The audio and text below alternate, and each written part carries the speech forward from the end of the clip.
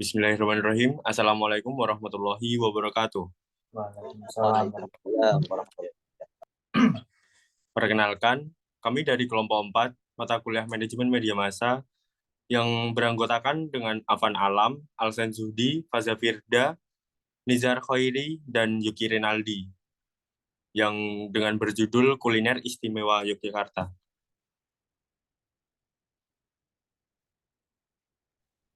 Langsung saja kepada saudara Yuki.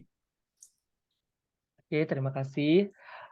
Mungkin langsung saja mengenai deskripsi media yang kami ambil. Kami di sini membuat mengenai KITV. Di sini mengangkat tentang program kulineran seperti itu. Nah, untuk KITV sendiri yaitu Kuliner Istimewa Yogyakarta. Nah, kuliner adalah segala hal yang berhubungan dengan konsumsi sehari-hari. Nah, kuliner juga merupakan bagian dari gaya hidup dan ini menarik untuk diangkat menjadi sebuah tayangan di televisi. Nah, Kuliner Istimewa di Yogyakarta adalah salah satu program acara kita di stasiun TV lokal Yogyakarta TV yang mengangkat tema ini.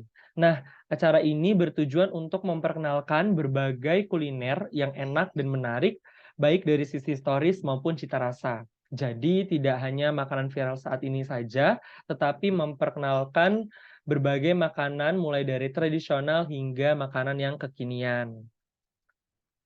Nah, setelah itu target audiensnya sendiri, program ini bersifat umum untuk jenis kelaminnya laki-laki dan perempuan, rentang usianya mulai dari anak-anak sampai dewasa. Untuk segmentasinya itu ekonomi bawah, menengah, dan atas. Untuk lokasi medianya itu berada di Gedung Student Center Universitas Muhammadiyah Yogyakarta, Jalan Brawijaya Geblangan, Taman Tirto, Kasihan Bantul, Daerah Istimewa Yogyakarta. Berikut dengan perencanaan, dengan visinya menjadi program kuliner yang dapat mendidik calon pemimpin masa depan yang profesional, dengan dasar yang seimbang antara soft skill dan hard skill, seni dan berbudaya. Berikut dengan misinya yang pertama, menyelenggarakan berbagai kegiatan di bidang kuliner. Yang kedua, mengaplikasikan berbagai keterampilan di bidang kuliner dalam meningkatkan dan mempertahankan jenis-jenis makanan tradisional maupun yang kekinian di Yogyakarta tersebut. Misi yang ketiga adalah mengembangkan kerjasama dengan instansi atau komunitas kuliner, baik kuliner nasional maupun internasional.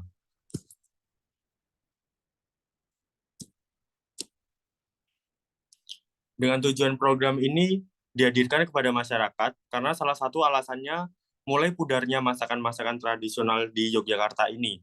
Diharapkan acara ini mampu menjadi referensi bagi penonton yang ingin menambah wawasan dan pengalaman dalam menikmati makanan di Yogyakarta, serta menaikkan kembali makanan-makanan khas yang sudah mulai dilupakan di Yogyakarta ini. Dengan logo TV tersebut, Kuliner Istimewa Yogyakarta TV.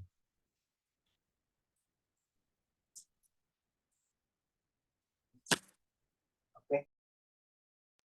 Baik, masuk ke pengorganisasian.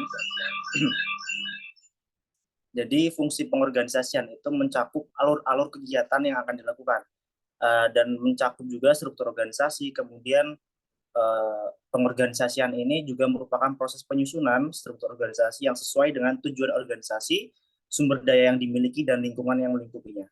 Di sini ada dua aspek utama proses penyusunan struktur organisasi, yaitu departementalisasi dan pembagian kerja.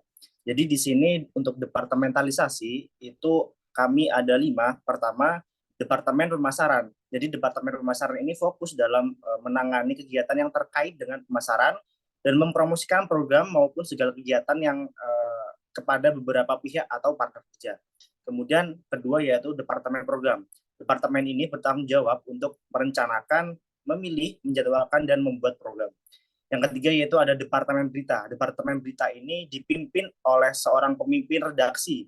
Jadi departemen berita ini bertanggung jawab terhadap produksi program berita, olahraga, dokumenter, dan program-program yang terkait dengan kepentingan khalayak. Kemudian yang keempat ini ada Departemen Teknik. Departemen ini bertanggung jawab penuh terhadap segala hal yang terkait dengan peralatan siaran agar program dan berita dapat disiarkan.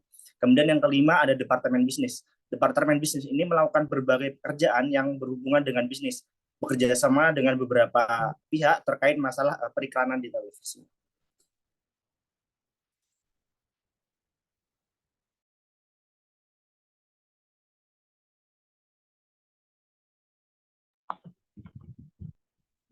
Baik, kemudian masuk ke pengarahan.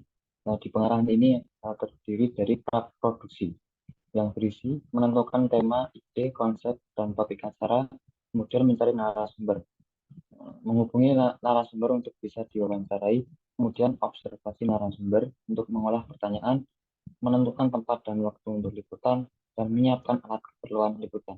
Kemudian masuk ke pengarahan kedua yaitu produksi. Produksi meliputi melakukan peliputan dan terus melakukan pengambilan gambar dan menyelesaikan proses editing. Kemudian pasca produksi ini berisi tentang evaluasi dan editing. Lanjut. Nah, untuk pengarahan yang selanjutnya yaitu deskripsi program wawancara. Yang pertama sinopsis. Sebuah program TV khusus dunia kuliner. Dalam program ini kami ingin menampilkan kepada pecinta kuliner makanan yang ada pada sore dan malam hari. Melalui tayangan yang kita sajikan mulai dari konsep kuliner sampai mereview menu andalan. Kami harap penonton jadi terpacu untuk menikmatinya juga. Kemudian masuk ke skrip atau naskah wawancara. Di skrip ini ada beberapa poin. Yang pertama, nama bapak atau ibu siapa. Terus yang kedua, menu apa saja di sini. Kemudian yang ketiga, apa menu andalan di sini. Yang keempat, sampai jam berapa bapak atau ibu berjualan. Dan yang terakhir, yang kelima, bolehkah ditunjukkan cara pembuatannya. Lanjut.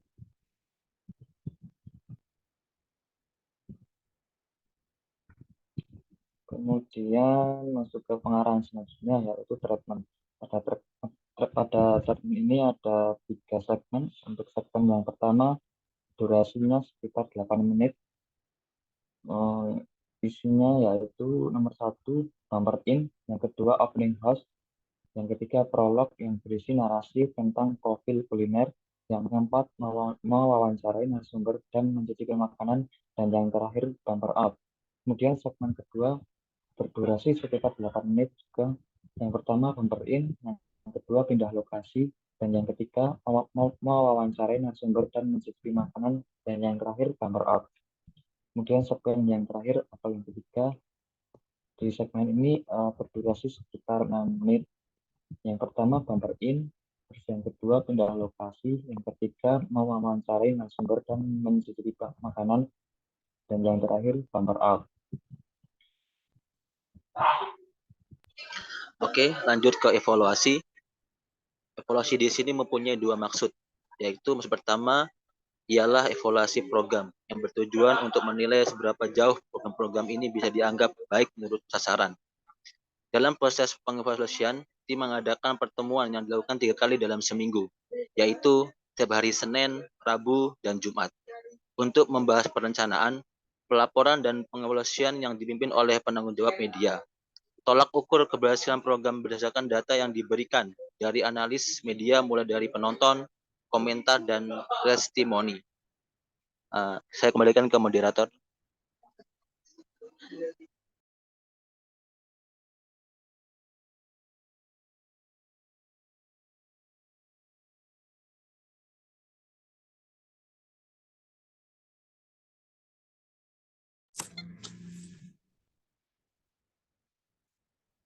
Sekian dan terima kasih dari kelompok 4. Kurang lebihnya mohon maaf.